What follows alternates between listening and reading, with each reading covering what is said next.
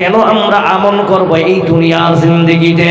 তাহলে আল্লাহর নবী বলতেছেন আপনারা আমার ব্যাপারে আদ-দুনিয়া উসিজ্জিনুল মুমিনিন ওয়া জান্নাতুল কাফিরিন, দুনিয়া হলো বেঈমান মুশরিকদের জন্য জান্নাত আর আপনারা আমার জন্য হলো জান্নাত। তাহলে উদাহরণটা দিলে আপনারা বুঝতে পারবেন আল্লাহ আপনাকে আমাকে কেন দুনিয়ার ময়দানে দুনিয়ার জিন্দেগিটা কেন আপনার আমার জন্য জেলখানা বানালো।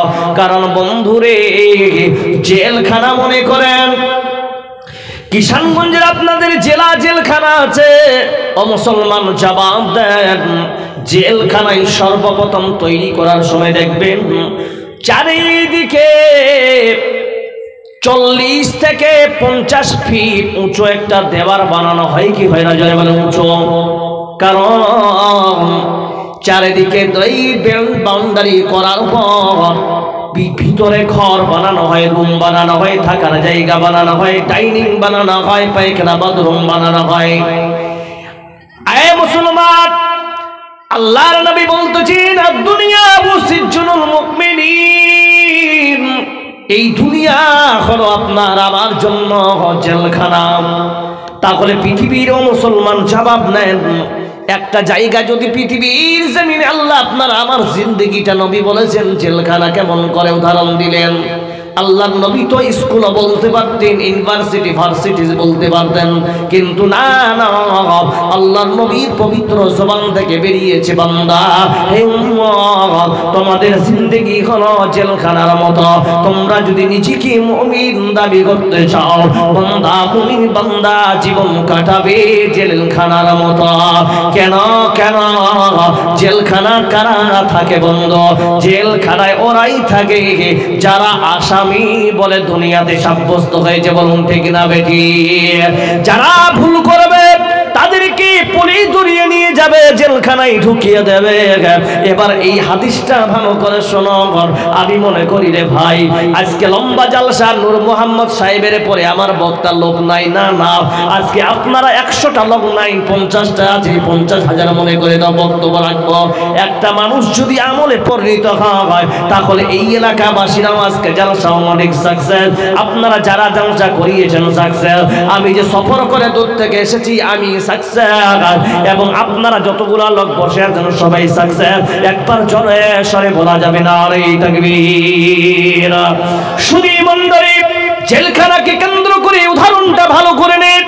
বাউন্ডারি হলো, দেখবেন বাউন্ডারি থাকার পর দেখবেন যারা জেলখানাতে থাকে বান্দা তাদেরকে দেখবেন জেলের ভিতরে মোটা মোটা শিকল দিয়ে রড দিয়ে তাদের দরজা বানানো হয়েছে, বলুন ঠিক না বেঠিক?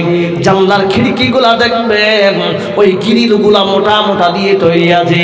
বন্ধুরে, ওরা কি দুনিয়াতে এমন কোন শক্তি বা না, তারা শুরু 1 mm রড দিলে কি ভেঙে ফেলবে জি বলেন তো?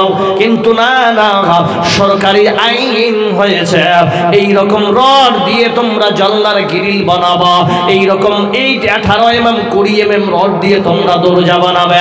কারণ হলো বন্ধু, এবার আসেন দুনিয়ার জিন্দেগিতে আজ একটা কেউ জেলখানায় থাকাকালে উঁচু বাউন্ডারিটা দেওয়ার উদ্দেশ্য হলো কোন কয়েদি যেন পালিয়ে না যেতে পারে, বলুন ঠিক না ঠিক? এই দেওয়ালটা দেওয়ার কারণ কেউ যেন পালিয়ে লাভ দিয়ে যেতে না পারে।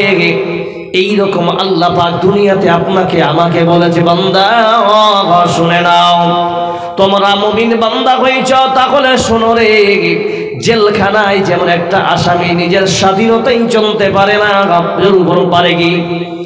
জেলখানায় যেদিন মেনু হবে, যেদিন ডাল ভাত ভর্তা হবে, ওই কায়দি যদি মনে করি আমার বাবা মা, আজকে তাদের ফোন করব, বাবা গো, জেলখানার বাইরে অফিসারকে বলে তুমি আমাকে খাসির মাংস দাও। জেলখানায় কোনো খাবার কোনো ভাতের কোনো লেলাও নাই। আল্লাহ রাব্বুল আলামিন বলতেছেন গোলাম শুনে নাও, তোমাকে যদি আসামি মনে করো তাহলে আসামি যেমন কেউ যদি পালিয়ে যেতে চায় তাকে ধরে আল্লাহ বলতেছেন, কেউ যদি পৃথিবীর মানুষ ওই জেলখানায় লাফ দিয়ে পেরা হতে চায় তাহলে মনে করবেন বন্ধু ওকে ধরে নিয়ে এসে বাম্বু দিয়ে তাকে মারে কি মারবে না? আল্লাহ বলছেন ও মুমিন পৃথিবীর জমিনে তোমরা যদি ইমানদার হও, তোমরা যদি আল্লাহর আইন মেনে চলো, গোলাম আইন মানতে মানতে তোমরা যদি মিস্টেক করে দাও, তোমরাও যদি ভুল করে দাও, তাহলে শোনো তোমাদের ভুলের মাসুল হবে। আল্লাহ বলছে তোমাকে মরার পর তোমার পাছায় বাড়ি পড়বে, জাহান্নামের মতো খারাপ জায়গায় যেতে হবে। আল্লাহ পাক বলতেছেন বান্দারে তাহলে তুমি আসো দুনিয়ার জেলখানার তুমি ঘটনা শুনে নিজের জিন্দেগিতে বাস্তবায়ন করো। কি বাস্তবায়ন করব? বলছেন তাহলে শুনে নাও। মারে জেলখানায় কোনো মানুষকে নিজের মন মানে খাবার দেওয়া হয় না। আজকে কোনো যদি আসামি মনে করে আজকে আমি 3 প্লেট ভাত খাবো, না না এতগুলো খাওয়াও দেওয়া যাবে না, কারণ যেটা লিমিট আছে লিমিটের বাইরে দেয় না। আল্লাহর নবী বলতেছেন উম্মতের দল শুনে নাও, তোমরা জিন্দেগিতে অসুস্থ থেকে সুস্থ থাকতে চাও তাহলে শোনো আমার, তোমরা আমাকে ফলো করো, আল্লাহ তোমাদের অসুস্থ থেকে মুক্ত করবে। বলুন সুবহানাল্লাহ। হাইরে মুসলমান তোরা আল্লিনা ঈমান, হাইরে মুসলমান তোরা আল্লিনা ঈমান। শুধু মণ্ডলী এবার দেখি ঈমানদার কি হবে। আজ আপনার ছেলেরা আমার ছেলেরা কয়েকদিন আগে দেখলাম আপনাদের এলাকায় সরস্বতী পূজা হয়েছে, বলুন তো হয়েছে কিনা? জি হয়েছে।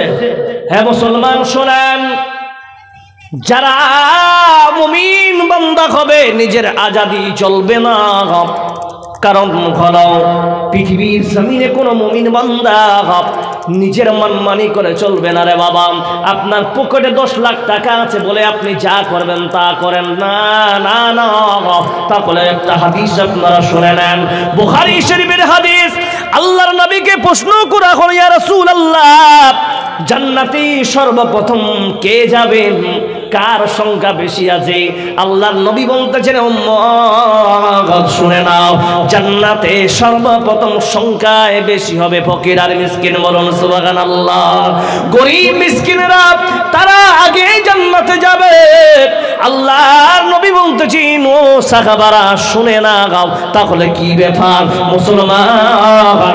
ভালো করে যদি আপনি শোনেন আপনি নিজেই বুঝতে পারবেন। তাহলে ও গোলাম আজকে আপনি আমি সবাই এমন কি কাম করবো রে বাবা? সামনে সরস্বতী পূজা গেল, নিজের মেয়েকে আপনি আটকালেন না। আপনার মেয়ে তো বেহায়া পড়া নিয়ে কাপড় পরিধান করে গেছে, বলুন ঠিক না বেঠিক? কি মেকআপ দিয়ে গেছে? আপনার মেয়ে যদি ওই অবস্থায় তার ইন্তেকাল হয়ে যায় মুমিন, তাহলে হাদিসটা নিয়ে নেন, মুসনাদে আহমদ রিওয়ায়াত হাদিস নাম্বার 3093, আবু দাউদ শরীফের হাদিস নাম্বার হলো 4333 নম্বর হাদিস। আন উমামাতা আল বাগিলি রাদিয়াল্লাহু তাআলা আনহু ক্বালা ক্বালা রাসূলুল্লাহ সাল্লাল্লাহু আলাইহি ওয়াসাল্লাম মান তাশাব্বাহা বিকওমিন ফাহুয়া বিনহু।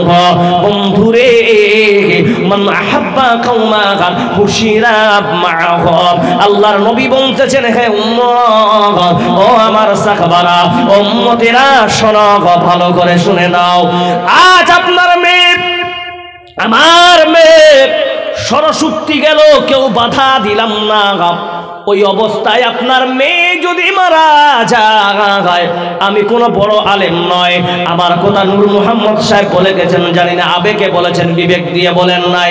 মুসলমান আমার থেকে আমার ওস্তাদের থেকে ওস্তাদ শেখ বসে আছে, আমি অত বড় বক্তাও না হয়, তবু আপনাকে বলে দিতেছি রে বাবা, আপনার মেয়ে যদি ওই অবস্থায় মারা যায়, শেখ বসে আছেন, ভুল হলে ক্ষমা করবেন।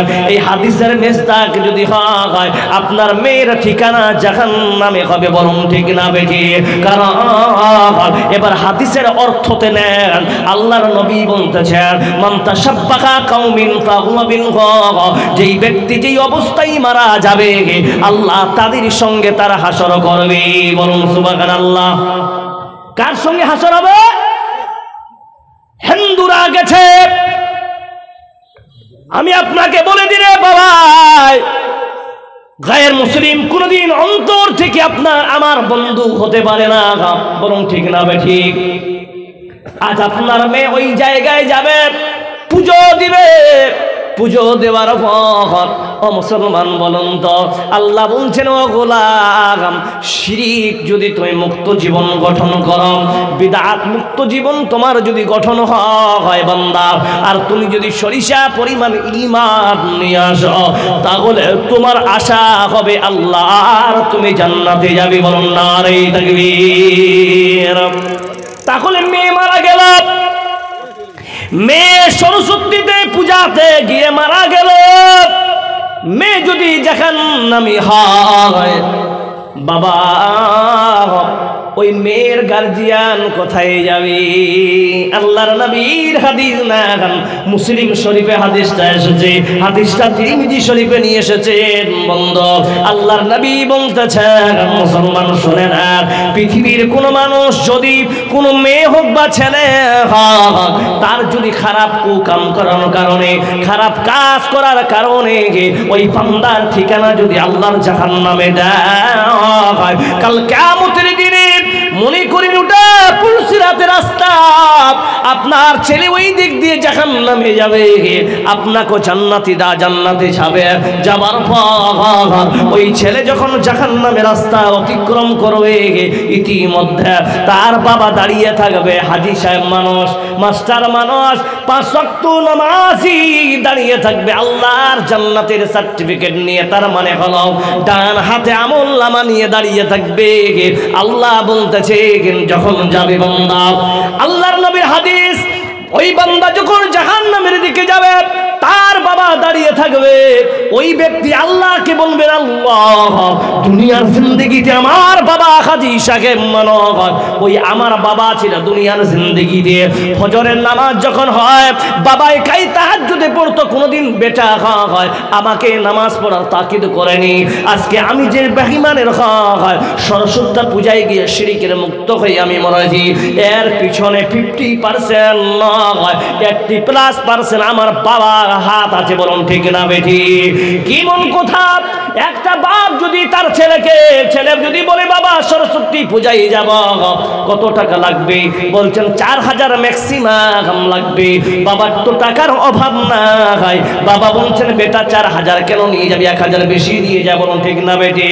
কিন্তু বাবা যদি ওই জায়গায় স্টপ হয়ে যেত, বেটা রে আজ সরস্বতী পূজা, বেটা তুমি দিনের মধ্যে থাকো, বেটা তুমি জানো না বেটা তোমার কি অবস্থা হবে। ওই মুহূর্তে বেটাকে যদি টাকা না দিয়ে বলতেন, বেটা সব এই 4 চাকা নিয়ে বস, চল আমার কাছে, আমার সঙ্গে চল, বেটা দামি ঘড়ি কিনে দিচ্ছি, বেটা দামি জুতা কিনে দিব ঠান্ডার দিয়ে, দামি তোমাকে কট কিনে দিব বেটা, কিন্তু এইরকম খারাপ জায়গায় তুমি যাবে না। এইরকম কথা যখন শোনে গে বান্দা, বলুন তো মুসলমান জবাব দে, তাহলে ওই বান্দার ঠিকানা ভালো জায়গায় হবে কি হবে না জোরে বলে? কিন্তু বেটাকে টাকা দিয়েছে হাদিসে আল্লাহকে বলছেন, আল্লাহ এই লোকটা আমাকে আমার দুনিয়ার জিন্দেগিতে বাবা ছিলেন, গার্জিয়ান ছিলেন, সব ছিল, কিন্তু চাইলে আমাকে বাধা দিতে পারতো, কিন্তু দেই নাই, আমাকে লাশ দিয়ে আর টাকা দিয়ে আমাকে বানিয়েছে। আল্লাহ এই লোকটা যদি জান্নাতি হয় আল্লাহ, তাহলে আমার ঠিকানাও জান্নাতি হবে। জোরে বলুন ঠিক না বেঠিক? তার বেটার কথা শুনে আল্লাহ সব জানেন। আল্লাহ সেই জমি শিডিউল তৈরি করেছি দুনিয়ার জিন্দেগিতে, প্রত্যেকটা জিন্দেগির পিছনে একটা শিডিউল তৈরি করা আছে। জোরে বলো ঠিক না বেঠিক? শিডিউল কি আছে? যদি আপনার জিন্দেগির শিডিউলটা আপনি জানতে পারেন, প্রথম শিডিউলটা আপনি মনে করেন রুটিন আল্লাহ দিয়ে দিয়েছেন। ফজরের নামাজ আল্লাহ একটা রুটিন দিয়েছেন, বলুন সুবহানাল্লাহ। জোহরের একটা রুটিন, আসরে একটা রুটিন, মাগরিবে একটা রুটিন, 5টা রুটিন দিয়েছেন। এবার রুটিনটার উপরে যদি ব্যাখ্যা করা যায়, কমপক্ষে আমি একজন ক্ষুদ্র মানুষ, আমার পক্ষে সম্ভব হবে না। আল্লাহ রাব্বুল আলামিন বলছেন, গোলাম এই 5টা সালাতের টাইম আপনাদেরকে দিয়ে দিলাম, তোমাদের দিয়ে দিয়েছি কারণ এই 5টা সালাতের মাঝখানে বান্দা তুমি ভুল করেছ, তুমি ভুল করবে। ভালো করে ভাষা দেখেন, তুমি ভুল করেছ, ভুল বান্দা করবে। বলুন সুবহানাল্লাহ। ভাই আমাদের ভুল হয় কি হয় না? হয় কি হয় না? জোরে বলেন। জোহর পড়লাম, মাঝখানে ফাঁকা আসর, দুটার মধ্যে আমরা ভুল করি কি করি না? জোরে বলেন। আল্লাহ কি বলছেন? অফার নেন, এই মাঝখানে রুটিন বান্দা তোমার যদি পূর্ণ হয়, শিডিউল মোতাবেক বান্দা তুমি জিন্দেগি চলো, জিন্দেগির কামনা নিয়ে চলো, বান্দা তুমি কতটা লাভবান হবে দেখে নাও। তারপরে একের পরে এক হাদিস আসতেছে, দেখেন বন্ধু, মুসলিম শরীফ কিতাবুত তাহারাতের মধ্যে 1 থেকে নিয়ে 9 নম্বর হাদিস পর্যন্ত আপনারা ব্যাখ্যা দেখে নেবেন। আল্লাহর নবী বলতেছেন, কোন মানুষ, মায়েরা বসে আছে তো, মায়েরা বসে আছেন তো, না পালিয়ে গেছে? চলে গেছে, চলে গেছে।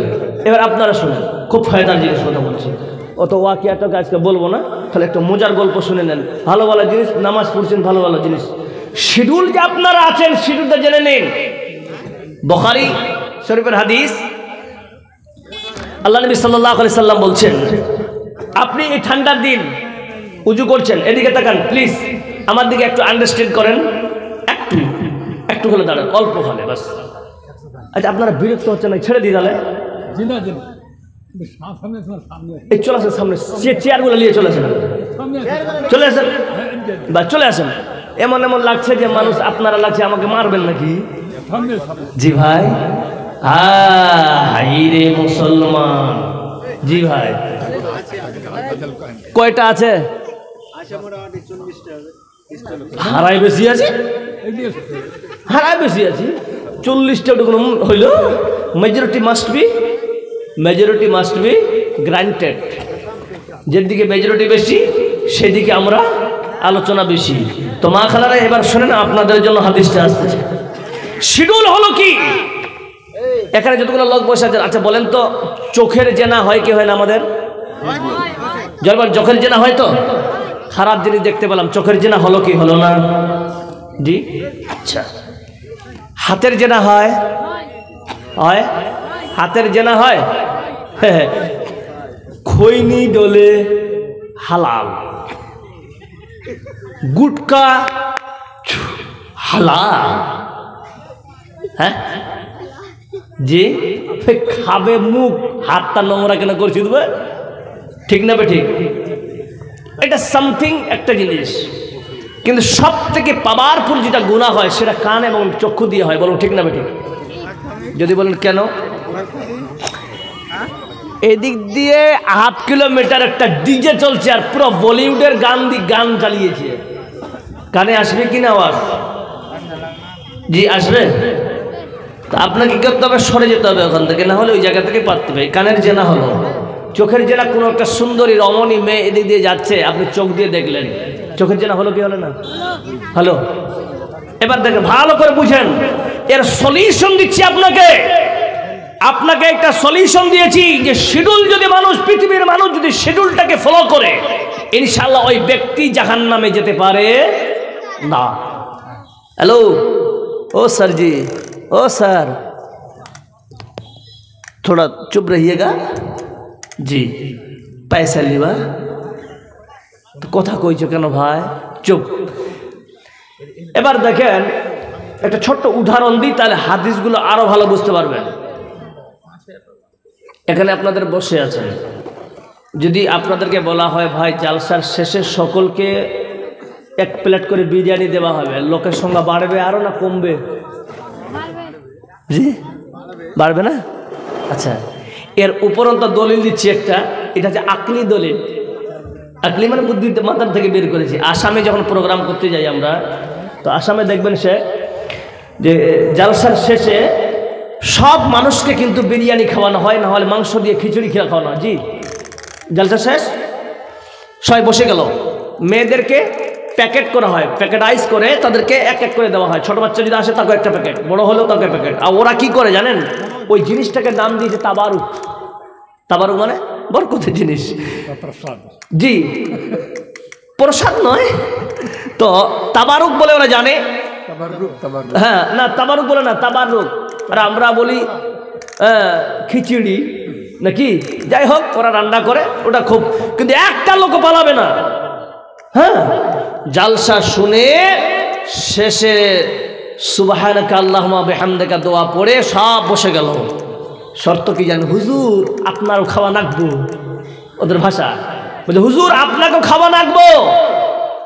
তাহলে আপনাদেরকে বলি, যদি এখন মুখী আব্দুর রহমান সাহেব যদি আপনাদেরকে বলে ভাই যতটুকু লোক বসে আছে সবাইকে 100 টাকা করে দিব, কালকে আমি কালকে সবাই বিরিয়ানি খেলিবে, এই এলানটা শোনার পর লোক গেটটা যদি বন্ধ করে লোক লুকিয়ে ঢুকবে কি ঢুকবে না? লুকিয়ে ঢুকবে কি ঢুকবে না? আচ্ছা মাশাআল্লাহ, এটা বোঝা গেল যে ফ্রি যদি আমরা পাই তাহলে কাপড় ছিঁড়ে ফিড়ে যদি হয়, ওই কাঁটা লাগা আছে দেখেন, কাপড় ছিঁড়ে যাক কিন্তু 100 টাকা নিতেই হবে। এবার গেল, বুঝে গেল, সব বুঝা গেল। এবার দেখেন আল্লাহ নবী জনাবে মুহাম্মদ রাসূলুল্লাহ সাল্লাল্লাহু আলাইহি ওয়াসাল্লাম তিনি বলছেন, কোন মানুষ যখন ওযু করবে, কোন মানুষ যখন ওযু করবে বন্ধু, যখন বিসমিল্লাহ বলে দুটো হাতকে ধৌত করবে, আল্লাহ তাআলা বলতেছেন ইয়া আইয়ুহাল্লাযীনা আমানু ইযা কুমতুম ইলাস সালাহ ফাগসিলু উজুহাকুম ওয়া আইদিয়াকুম ইলাল মারাফিক ওয়া আমসাহু বিরুসিকুম ওয়া আরজুলাকুম ইলাল কা'বাইন। মানুষ যখন দুটো হাত ধোবে, হ্যাঁ মুসলমান হাতির চেনা করলেন, আল্লাহর নবী বলতেছেন বান্দা তুমি যখন নিয়ত করবা হাতে ধোয়া, তুমি যে ধুতবে ধৌত যখন করবে, তোমার পানির যে কাতরা কাতরা পড়বে, ফোঁটা পড়বে জমিনে, মনে করবা তোমার হাতির গুনাহ একটা একটা করে ঝরে পড়তেছে। বলুন সুবহানাল্লাহ। বান্দা তুমি যখন হাতে পুরা ধুবে তোমার হাতির গুনাহ শেষ। বন্ধু তুমি যখন মুখের গুনাহ করবে, চোখের গুনাহ থেকে কানের সব আল্লাহ ঝরিয়ে দিবে। জোরে বলুন সুবহানাল্লাহ। সব আপনাকে দিয়ে মাসা করবে। আমরা সাধারণত মাসা করি, বান্দা এইভাবে করে মাসা করার পর বান্দা শুনে নেন, মাথায় যে খারাপ খারাপ ধারণা রয়েছে, গোলাম মাথায় খারাপ ধারণা থাকে কি থাকে না? ওই মেয়েটাকে যদি পেতাম, ওকে সঙ্গে বিয়ে যদি করতাম তাহলে খুব ভালো হতো। খারাপ ধারণা আসে কিনা আসে না মাথায়? যারা বলেন বাংলা সমাজটা, হ্যাঁ না? জি। তো বন্ধু এবার মাথা যখন মাসা করে, মানুষের খারাপ ধারণা মাথায় যে ক্যাচ করেছে, আল্লাহ নবী বলতেছে ওর খারাপ ধারণাগুলো আল্লাহ গুনাহ থেকে সব নেকিতে পূরণ করে দেব। বলুন সুবহানাল্লাহ। ওই আমার মরণ আসিবে কখন কেউ তো জানে না, আমি মরে গেলে আমায় তোমরা ভুইলা যাইও না। আমার মরণ আসিবে কখন কেউ তো জানে না, এই দুনিয়ায় চিরজীবন থাকার জায়গা না, অন্ধকার কবর যে আমার আসল ঠিকানা। ওবারে কে আমায় চলে যাবে, সঙ্গী হবে না। আমার মরণ আসিবে কখন কেউ তো জানে না। সুধী মণ্ডলী, মানুষ আল্লাহ নাই বলতেছেন পূর্ণাঙ্গ কেউ যদি ওযু করার পর বান্দা যখন বের হবে, এক পা ফেলবে, এক পা আল্লাহ তার সম্মান বাড়িয়ে দেবে। বলুন সুবহানাল্লাহ। দ্বিতীয় পা বাড়াবে, আল্লাহ নেকির দরজা একটা খুলে দিবে। বলুন সুবহানাল্লাহ। জোরে বলেন নারায়ে তাকবীর। আচ্ছা বলুন তো মুসলমান, এবার আপনারা বুঝুন তো, ফজরের নামাজ, জোহরের নামাজ, আসরের নামাজ, মাগরিবের নামাজ, ইশারের নামাজ, এর মাঝখানে বান্দা ফজর থেকে ইশা পর্যন্ত যে মাঝখানের সময়টা, হে মুসলমান, এটা হলো আপনার ঘুমের সময়। বলুন ঠিক না বেঠিক? মানুষ যখন ঘুমিয়ে যায় আল্লাহ তার সব গুনাহ মাফ করে দেয় ওই সময়টা। বলুন সুবহানাল্লাহ। কোনো গুনাহ করে? ঘুমানোর সময় কোনো গুনাহ হয় মানুষের? মানুষের গুনাহ হয়? কোনো গুনাহ হয় না। তাহলে বন্ধুরে, জোহর থেকে নিয়ে আসে, ফজর থেকে নিয়ে জোহর, জোহর থেকে নিয়ে আসর, আসর থেকে নিয়ে মাগরিব, মাগরিব থেকে নিয়ে ঈশা, এই যে একটা শিডিউল আল্লাহ তৈরি করে দিয়েছে, এই শিডিউলটাতে আপনারা কেমন চলবেন মুসলমান? শুনে নেন, আল্লাহর নবী বলতেছি, এক কদম বাড়াবে আল্লাহ তার মর্যাদা বাড়িয়ে দেবে, নেকি একটা আল্লাহ একটা দরজা তারা নেকিতে পূরণ করে দিবে। বন্ধু, এবার পুরো